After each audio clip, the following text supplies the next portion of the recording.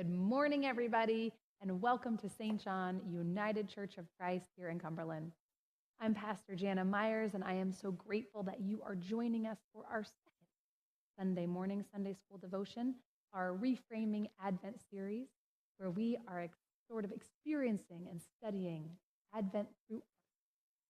You'll remember if you joined us last week that we are switching for this tricky season, this season of waiting and hoping and reflecting, to a visual study.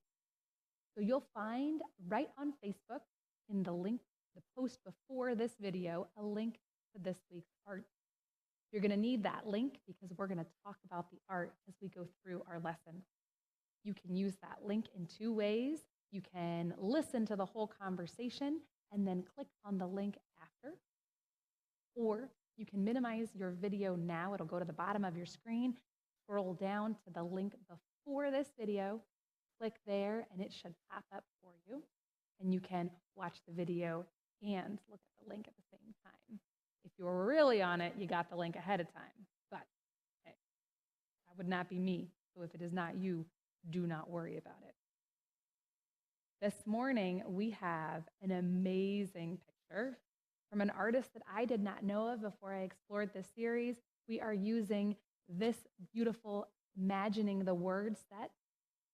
And so these images are coming from a collection of texts that the United Church of Christ has pulled together for us years ago, because it's a reminder that the things that came before are almost always as awesome as the new and shiny thing. This is an incredible piece of art by Glenn Strock, and you'll find that in the link. It's called The Rapture at Rio Arriba. I can't even say it right. And it is a piece of art that is in motion, a piece of art that depicts a sudden, whimsical end of time. People are flying and floating. Houses are on fire. Some are sleeping. The crops are still growing, but it appears that the mountains are lifting up. So here, the focus verse or verses as we think together about this art. This morning's scripture comes from Matthew 24, verses 36 through 44. But nobody knows when that day or hour will come, not the heavenly angels and not the Son. Only the Father knows. As it was in the time of Noah, so it will be in the coming of the human one. In those days before the flood, people were eating and drinking, marrying and being given in marriage until the day Noah entered the ark. They didn't know what was happening until the flood came and swept them all away. The coming of the human one will be like that. At the end of time, there will be two men in a field. One will be taken and the other will be left. Two women will be grinding at the mill. One will be taken and the other will be left. Therefore, stay alert. You don't know what day the Lord is coming, but you understand that if the head of the house knew what time the thief would come, he would keep alert and wouldn't allow the thief to break in. Therefore, you should prepare, because the human one will come at a time you do not know.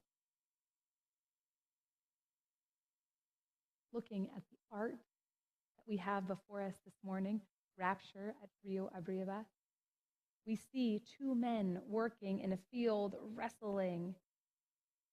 The way that I see it, it appears that one is being lifted off the ground and the other is trying to go with him. You see people floating up in the sky as if sucked up in a beautiful, invisible whirlwind.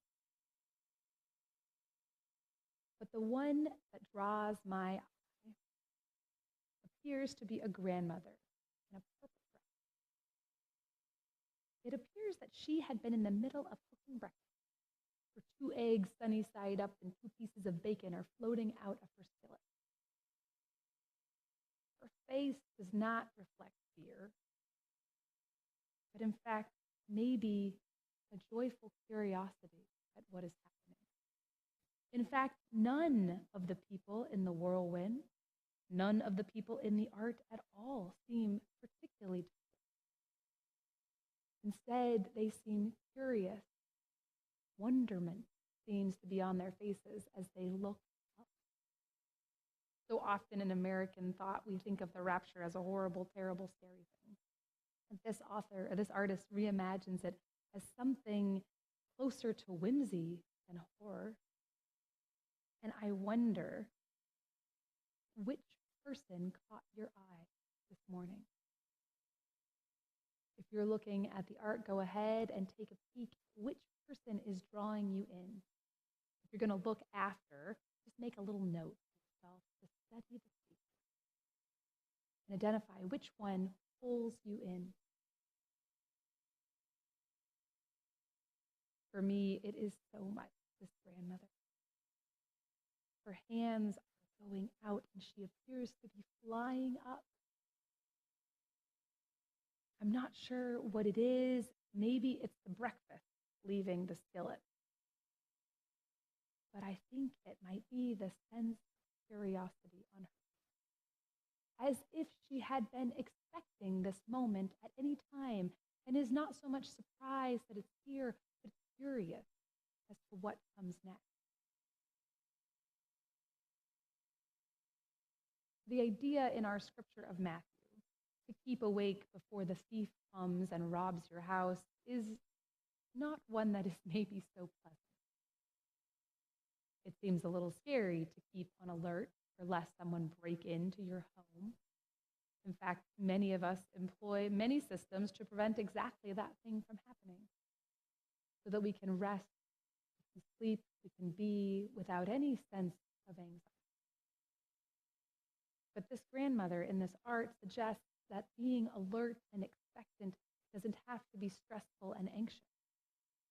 It can be joyful and curious and wonderful. As if instead of a thief, she was expecting an old friend. That the breakfast she had been preparing was not for herself, for there are 2 eggs and 2 bits of bacon flying out of her pan, but maybe for her and for you. Maybe for her and for her God. That she had been expectant, that she had been interested, that she had been ready for somebody at some time to show up. And here in the moment of this painting, it has happened. The curious wonderment of encountering the expected one. Do you ever think that God will show up in your life? Are you expecting God's presence? Or are you sure that it has come and gone and you can carry about your day? For there, in fact, is another figure that caught my attention in our art. Maybe it's the grandfather. An older man sits in the foreground of the art behind a bush, and he is asleep. In fact, he is the only one in the picture who does not look. His eyes are closed, his face is down, and he slumbers without noticing anything that's going on. To me, it does not at all seem surprising that the author has chosen these 2 people to paint in such a different way. One looking up, curious wonderment upon her face. The other, eyes closed, face down, and ignoring the world around him. It's the challenge of Advent. Do we slumber through this season, plugging on till Christmas so that we just get where it goes? A sleepwalker? Or do we prepare and make breakfast for 2, ready at any time to serve our God, who we are expecting to be with us? Challenge of this season, the story of our faith, is to keep awake, keep alert, for the God we expect to accompany us on our journey is in fact already here and will be with us again.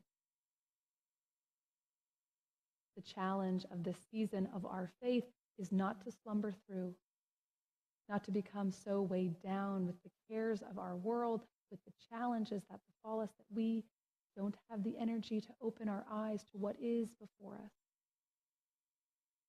A whimsical, chaotic, fantastical world that needs our help, our love, our expectant joy, and our promised hope. This Advent season, I have two questions for you. Now is your time to grab your paper and your pen and to jot down two questions to reflect on. Which person strikes you as the most interesting?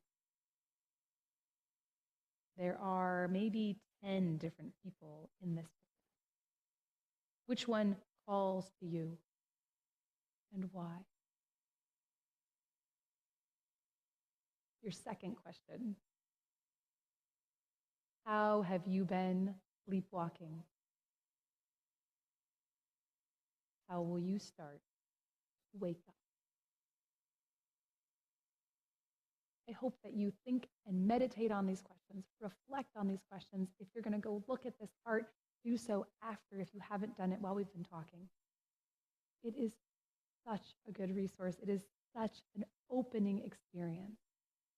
And once you've had that time and carved out that space to reflect on the art, I hope that you'll join us for worship at 10. Advent is such a sacred season, and this morning we'll be celebrating communion together, partaking in the rituals that bind us together as a church. So I'll see you right at 10 o'clock. Bye.